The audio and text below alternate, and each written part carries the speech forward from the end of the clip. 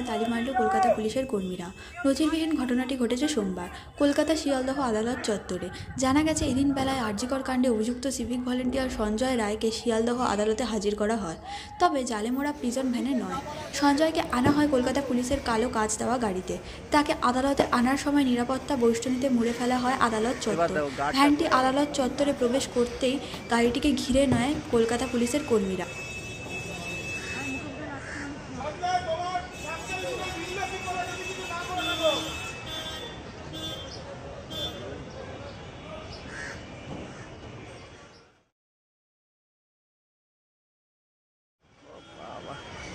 আদালত চত্বরের বাইরে মুখ খোলার সুযোগ দেওয়া হয়নি। ধৃতকে আদালতে তোলার সময় পুলিশ কর্মীরা গাড়িতে সজোরে তালি মারেন ভ্যানের গায়ে। সেই সঙ্গে উচ্চস্বরে বাজানো হয় গাড়ির হর্ন।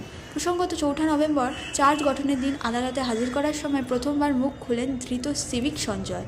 কলকাতা পুলিশের আধিকারিকদের বিরুদ্ধে প্রকাশ্য মুখ খুলেছিলেন।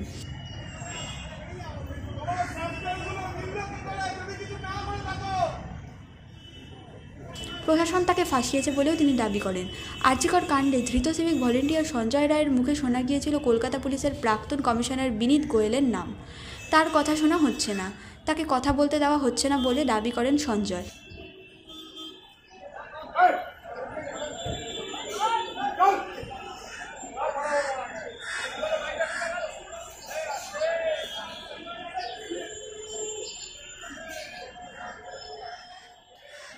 এরপরেই সোমবারে ছবিটি পাল্টে যায়। তার চেঁচামেচি যাতে কোনোভাবে মানুষের কানে না পৌঁছায়, তাই এই ব্যবস্থা। ব্যুরো রিপোর্ট, কলমের দুনিয়া।